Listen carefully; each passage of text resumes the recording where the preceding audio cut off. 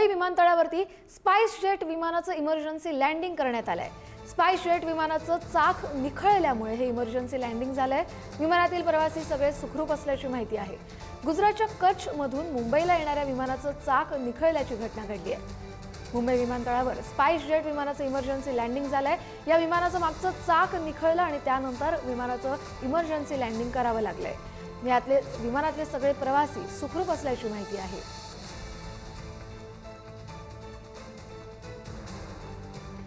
प्रशांत अंकुशराव आपले प्रतिनिधी आपल्यासोबत जोडले गेलेले आहेत। प्रशांत, ही घटना कधी घडली आणि कशामुळे चाक निखळलं, काही माहिती समोर आली आहे का?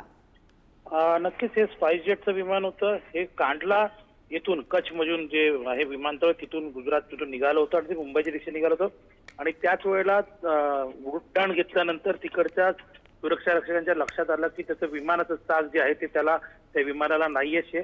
तेव्हा त्यांनी त्या प्रकारचं इमर्जन्सी लँडिंग जे आहे ते मुंबई विमानतळावर केलं। इमर्जन्सी लँडिंग करता लागणाऱ्या सर्व सुविधा ज्या आहेत त्या ठिकाणी उपलब्ध होत्या आणि अशातच हे जे चाक नसलेलं विमान जे आहे इमर्जन्सी लँडिंग करून मुंबई विमानतळावर उतरवण्यात आलं व ते टॅक्सी वेला नेण्यात आलं आणि यामधील जेवढे सगळे जे प्रवासी होते ते सगळं सुखरूप असल्याचं स्पाइसजेटने सांगितलेलं आहे। मात्र या प्रकरणाची संपूर्ण चौकशी देखील आता करण्यात येणार आहे की विमान उड्डाण घेण्याच्या पूर्वी त्याची तपासणी झाली होती का आणि जेवढे प्रवासी होते ते आता सुखरूप जरी असले तरी त्यांनी सुटकेचा निश्वास टाकलेला आहे। नक्कीच, धन्यवाद प्रशांत, तुम्ही दिलेल्या सविस्तर माहितीसाठी।